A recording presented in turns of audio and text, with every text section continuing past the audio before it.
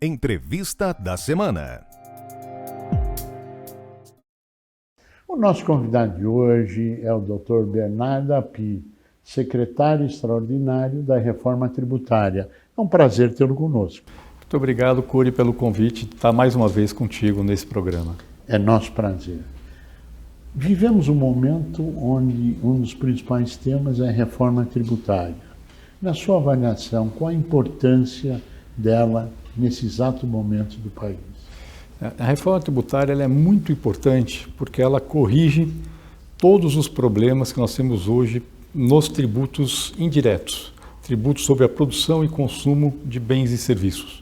Aqui no Brasil nós temos 5 tributos indiretos: PIS, COFINS e IPI, que são federais, o ICMS, que é dos estados, e o ISS dos municípios. E todos eles são extremamente complexos e cheios de distorções. E essas distorções têm um custo muito grande para a sociedade. Então, vou tentar explicar que custo é esse. Sim. Uma parte é a própria burocracia tributária, sim, que com certeza no Brasil hoje é a maior do mundo. Então, o custo, peso morto que a gente carrega por conta da complexidade do sistema tributário, os outros países não carregam. Sim. Segundo, a complexidade gera litígio. E o Brasil provavelmente também é o campeão mundial de litígio tributário. E isso acaba tendo custo para as empresas, custo para o governo e gera insegurança, e essa insegurança reduz o investimento e prejudica o crescimento. Sim.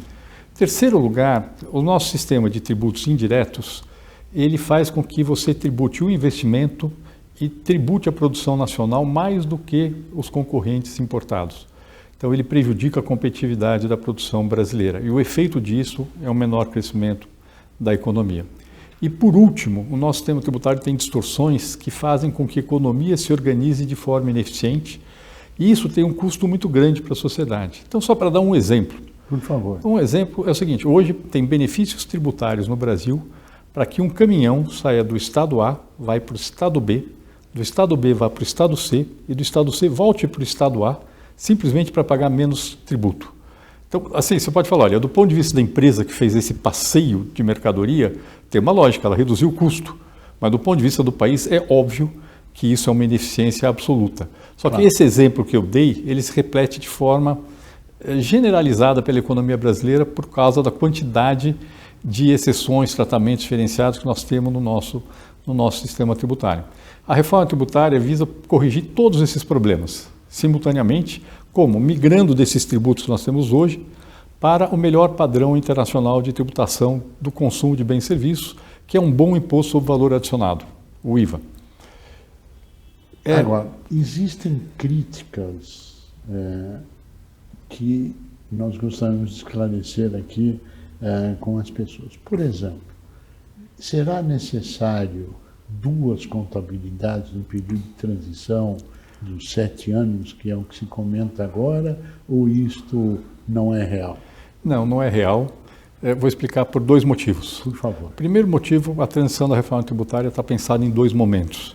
Um primeiro momento mais rápido, provavelmente a expectativa seria em meados de 2025, você vai substituir o PIS/COFINS por uma parte federal desse novo sistema tributário com regras muito mais simples que o PIS/COFINS. Então já tem nesse processo uma grande simplificação do sistema tributário. A transição depois para o ICMS e o ISS, ela é mais longa, ela provavelmente vai começar em 2027, vai demorar 4 ou 5 anos, com a redução progressiva das alíquotas do ICMS e do ISS e a elevação progressiva das alíquotas do novo imposto, mantendo a carga tributária. O compromisso é manter a carga tributária. Então tem um compromisso absoluto de não aumentar a carga tributária nesse processo. Aí as pessoas vão dizer, não, mas vai conviver 2 tributos durante esse período. Sim. Mas o fato é que esse tributo que vai ser cobrado para os estados e municípios, ele vai ter a mesma regra do tributo cobrado da União, que já vai ser bem mais simples que o PIS/COFINS.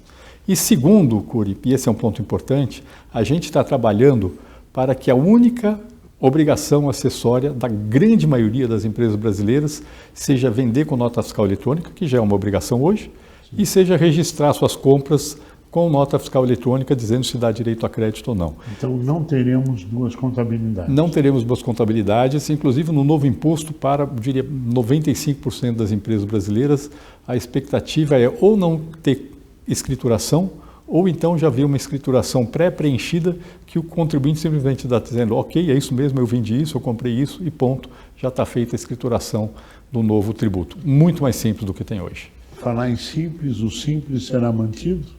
O simples. Regime tributário simples? Simples vai ser mantido. O simples não só vai ser mantido, como vai se criar uma nova alternativa para as empresas do simples. Porque hoje as empresas do simples pagam imposto sobre faturamento, mas elas não recuperam crédito do que elas compram e elas dão crédito, por exemplo, de ICMS só em alguns estados no valor do que elas pagaram. A ideia é que manter essa possibilidade de dar crédito no valor que elas pagaram, para quem quiser ficar no sistema atual, mas para as empresas que querem recuperar integralmente o crédito e transferir integralmente o crédito, que são empresas que estão no meio da cadeia, Sim. que é uma empresa industrial, sobretudo, para essas empresas vai ser dada a opção, se elas quiserem, elas não pagam o novo imposto sobre o faturamento e pagam pelo regime normal de débito e crédito. Então elas vão recuperar integralmente o crédito dos insumos que elas adquiriram e o imposto que incidir nas suas vendas vai dar crédito integral para o adquirente dos seus produtos. E é uma opção.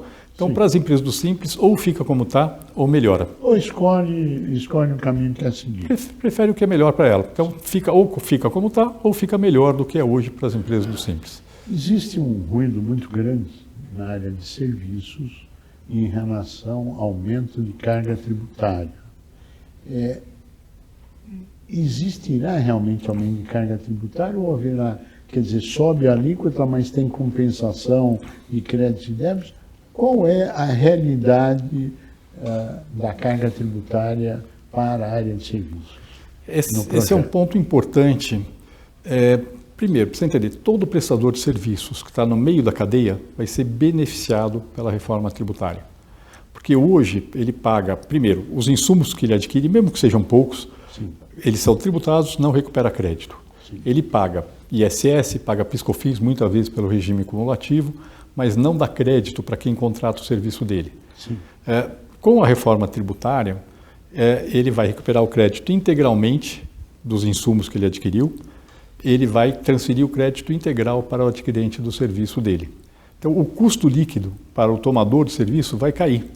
A gente fez alguns exemplos para uma empresa que paga 5% de ISS, 3,65% de PIS/COFINS, a redução do custo para o tomador do serviço pode ficar na casa de 12% a 13% em relação ao custo que ele tem hoje em função da tributação que existe hoje.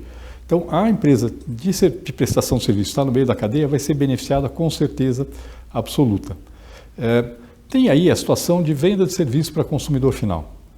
Neste caso, teria, para alguns serviços, pode ter uma tributação mais alta do que tem hoje, mas aí os serviços de interesse social, como educação, saúde, muito provavelmente vão ter um tratamento favorecido, discutido no Congresso Nacional. A decisão é do Congresso Nacional, mas muito provavelmente terão um tratamento favorecido. E, na verdade, muitos serviços que hoje não são tributados devem ser tributados. Não tem motivo, por exemplo, para que, aluguel de automóvel pague menos imposto do que venda de automóvel. Tá certo? E hoje, aluguel de automóvel não paga nem ICMS nem ISS. Tem que pagar o mesmo imposto. Não tem motivo para que um serviço de streaming pague menos imposto do que uma camisa. Tem algum motivo? Então, e os demais serviços, tirando saúde e educação, que são prestados para consumidor final, são quase integralmente prestados por empresas do Simples que não vão ser afetados pela reforma tributária.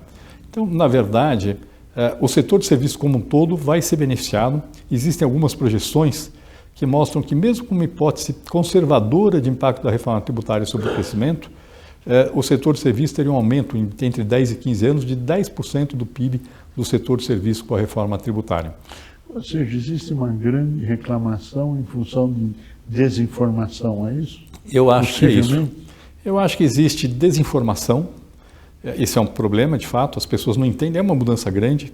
O Brasil está mal acostumado, está com o sistema que a gente tem extremamente distorcido. Sim. Tem um exemplo que o Nelson Machado dá, que eu gosto muito, que é o seguinte, ele fala, olha, muitas vezes o empresário brasileiro é que nem uma pessoa que você mandou entrar dentro de um baú, aí fechou o baú e fala, se vira aí, se acomoda. Aí a pessoa vai se ajeitando aqui, ali, consegue encontrar uma posição que ela não tem cãibra.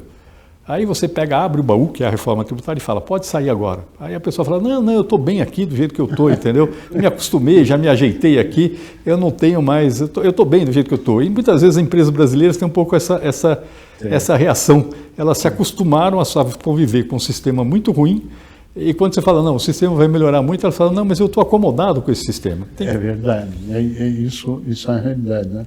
A acomodação das pessoas é a tendência natural na sociedade.